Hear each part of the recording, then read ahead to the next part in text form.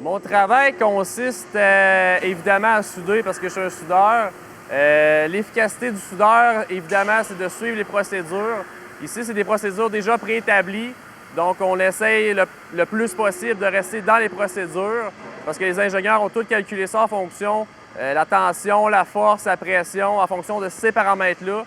Fait qu'on n'a pas le choix d'être dans ce range-là pour que ce soit le plus efficace possible, le plus solide possible, puis que ça tienne à long terme. C'est un projet à caisson. Ce qui est compliqué là-dedans, les diaphragmes, les soudures 100 c'est la complexité de la chose. C'est vraiment, je vous dirais, d'avoir une bonne ligne de production également efficace.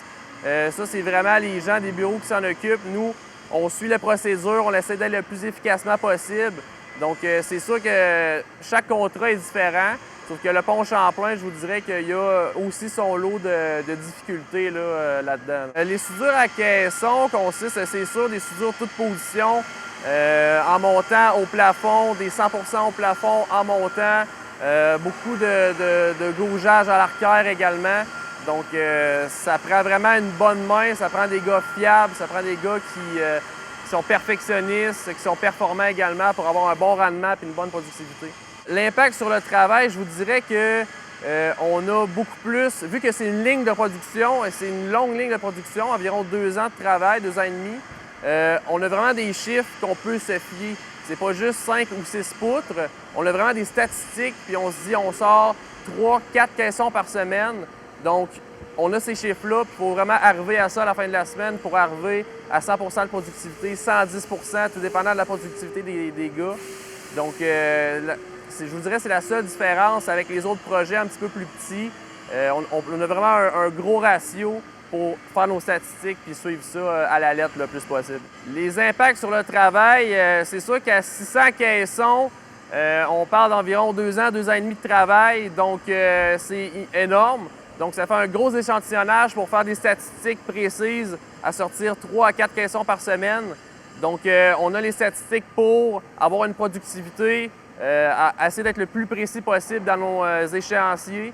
Les dimensions de caisson, je vous dirais que ça varie en longueur d'environ 55 pieds à 90 pieds.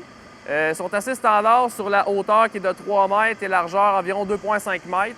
Donc, ça fait des pièces d'environ 60 tonnes chacune. Le travail d'assembleur, bien, ça consiste, là, moi je reçois des panneaux qui sont vierges, j'installe toutes les pièces qui sont nécessaires là, pour faire l'assemblage complet. Et puis tout ça à partir de plans. Là, la plus grande qualité d'un assembleur, je dirais que c'est peut-être la précision, la minutie, être minutieux, perfectionniste. Je dirais que c'est des bonnes qualités. Être manuel, c'est un travail qui est manuel. Donc tout ça, ça fait un bon assembleur. Chaque personne est attitrée à un poste en particulier pour améliorer nos méthodes de travail. Même, on a inventé des méthodes de travail pour que ça soit plus efficace, plus productif. Mais les délais sont assez courts. Ça nous a amené à développer des techniques là, d'efficacité, justement, avec nos fameuses méthodes standards. Là, chaque personne, il y a le bon employé est à la bonne place. Notre nouvelle usine de peinture a été construite en 2016. L'usine a été faite en fonction du projet du pont Champlain pour la construction et la peinture de poutres caisson. On avait besoin d'une nouvelle usine du fait que c'est des poutres caisson et notre installation qu'on avait déjà n'était pas adaptée à ce type de pièces-là. Donc, on a construit l'usine vraiment pour être capable de suffire à la demande qui était de 4 à 5 caissons par semaine. La première étape, c'est le grenaillage. Le grenaillage, c'est fait par la pulvérisation de particules d'acier qui est projetée sur la surface du caisson, qui donne un profil d'ancrage pour être capable ensuite d'appliquer la peinture et d'avoir une bonne adhérence. Le temps de grenaillage pour un caisson typique de Champlain, on peut parler d'environ 40 heures de grenaillage. Dans l'usine, on peut appliquer différents systèmes de peinture. Que ce soit un après au zinc, une couche intermédiaire à l'époxy et une finition à l'uréthane. On applique un système 3 couches, premièrement, parce qu'on va avoir un système qui va durer longtemps.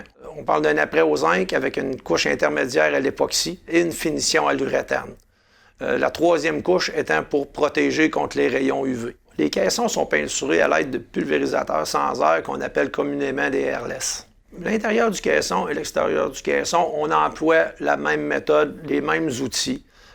Aussi, sur le système de peinture intérieur, on évoque un système seulement de 2 couches, qui sont les 2 premières couches, parce qu'on n'a pas besoin de mettre la 3e couche, qui sert vraiment juste pour la protection contre les UV. Après la première couche et la 2e couche, qui sont la couche de zinc et la couche d'époxy, il y a toujours une couche de renfort qui est faite, que ce soit au gun ou au pinceau, qui va sur tous les soudures, les coins, les arêtes, ainsi que dans les endroits difficiles d'accès, pour être sûr. Nous, les normes nous proviennent du CCDG, du ministère des Transports du Québec, qui nous réfère à des normes strictes, que ce soit pour la préparation de surface, l'application de la peinture, les conditions atmosphériques dans l'usine, que ce soit pour le taux d'humidité, la température ambiante, le point de rosée.